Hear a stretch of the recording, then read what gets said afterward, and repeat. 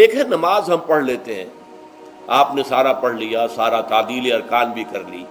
لیکن اگر آپ کا اللہ کے ساتھ ڈائریکٹ کمیونین اور ڈائریکٹ کمیونیکیشن قائم نہیں ہوا تو نماز، جس کو کہ کہا گیا کہ الصلاۃ معراج المومنین، جو قرب حضور کو حاصل ہوا معراج میں، وہ ایک بندہ مومن دنیا میں رہتے ہوئے حاصل کر سکتا ہے نماز میں، اگر اس کی روح جو ہے واقعتاً ہم کا نام ہو رہی ہو الحمدللہ رب العالمین الرحمن الرحیم مالک یوم الدین اہدنا الصراط المستقیم ایاک نعبد و اگر ہم واقعتاً ایسے کہہ رہے ہوں کہ ہمیں احساس ہو کہ ہم اللہ کے حضور میں حاضر ہیں اور عرض کر رہے ہیں، سجدہ کریں تو حدیث میں آتا ہے کہ ایسے محسوس ہو کہ گویا کہ میں نے اپنا سر اللہ کے قدموں میں رکھ دیا ہے، یہ ہے نماز۔ اب جو گفتگو ہو رہی ہے یہ ہم کلامی ہے، الصلاۃ معراج المومنین، اہل ایمان کے حق میں یہ نماز جو ہے یہ معراج کے درجے میں، لیکن یہ نماز کیسے نصیب ہوگی اگر روح سوئی ہوئی ہے، دبی ہوئی ہے، پسی ہوئی ہے، مزمحل ہے یا مردہ ہے؟ یہ نماز کیسے حاصل ہوگی؟ چاہے آپ پانچوں وقت کی نماز پڑھ رہے ہوں، چاہے آپ نے ہیبٹ بنا لیا ہو نماز کو، چاہے خوش بھی ہو گیا ہو، لیکن یہ کہ جب تک وہ روح بیدار نہ ہو، جب تک ہم کلامی نہ ہو، افلاق سے آتا ہے نالوں کا جواب آخر، اٹھتے ہیں حجاب آخر، کرتے ہیں خطاب آخر، جب تک یہ نہ ہو، جیسے کہ میں ایک حدیث قدسی انشاءاللہ آج سناؤں گا سورہ فاتحہ کے ضمن میں، کہ اللہ تعالیٰ کے سامنے جب کھڑا ہو کر انسان جب کہتا ہے انی وجہت وجہی للذی فطر السماوات والارض حنیفا، دائیں بائیں سے بالکل اپنا تعلق کاٹ کر میں نے اپنا رخ کر لیا ہے اس اللہ کی طرف جس نے آسمانوں اور زمین کو پیدا کیا۔ اب یہ توجہ وجہ تو اگر یہ تو ہے چہرہ تو ہم نے کر دیا خانہ کعبہ کی طرف، اندر سے ہماری روح متوجہ نہیں ہوئی، وہ سوئی پڑی ہوئی، اسے پتہ ہی کچھ نہیں کہ کیا ہو رہا ہے، تو اس صورت میں وہ کیا ہے؟ ظاہری بات تو پوری ہو گئی، نماز کا ثواب ہو جائے گا، فرض کی ادائیگی کا ثواب مل جائے گا،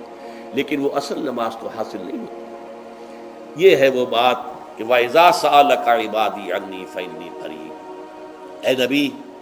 جب میرے بندوں کی روحیں بیدار ہو جائیں، توانا ہو جائیں، حیات تازہ سے وہ ہمکنار ہو جائیں، اور پھر وہ میرے بارے میں پوچھیں، وہ میرا تقرب حاصل کرنا چاہتے ہیں، تو آپ سے پوچھیں تو کہیے میں قریب ہی ہوں، اجیب دعوت الداع اذا دعان، یہ ہے وہ دعا، میں ہر پکارنے والے کی پکار، ہر دعا کرنے والے کی دعا کو سنتا ہوں، قبول کرتا ہوں، جواب دیتا ہوں جہاں کہیں بھی مجھے پکارے، اذا دعان۔ اس میں در حقیقت وہ مفہوم آ گیا ہے there and then where ever، آپ اپنے گھر میں ہو کر پکاریں اللہ کو، آپ بستر پر لیٹے ہوئے پکاریں اللہ کو، الذین یذکرون اللہ قیاما وقعودا وعلی جنوبہم، ہاں ٹھیک ہے بعض مقامات بعض اوقات قبول دعا کے لیے زیادہ سازگار ہیں، حرم میں جا کر دعا مانگی جائے، اور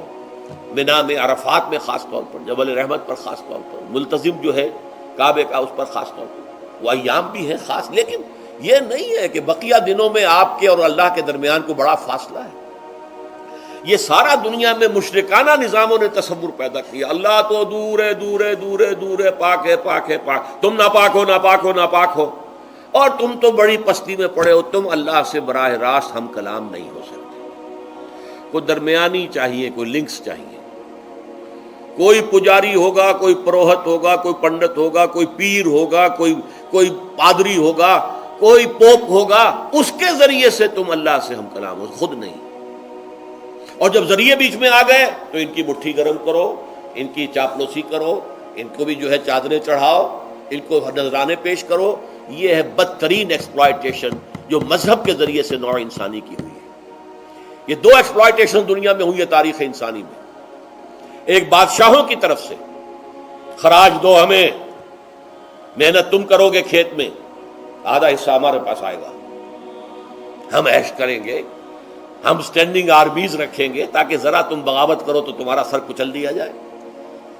یہ ایکسپلائٹیشن بدترین، مانگنے والا گدھا ہے، صدقہ مانگے یا خراج۔ دوسری طرف ہم بادشاہ ہیں، ہم چندر بنسی سورج بنسی خاندان ہیں، ہم راجپوت ہیں، حکومت کرنا ہمارا حق ہے، اور یہ پنڈت پروہت جو ہے وہ بھی کہیں گے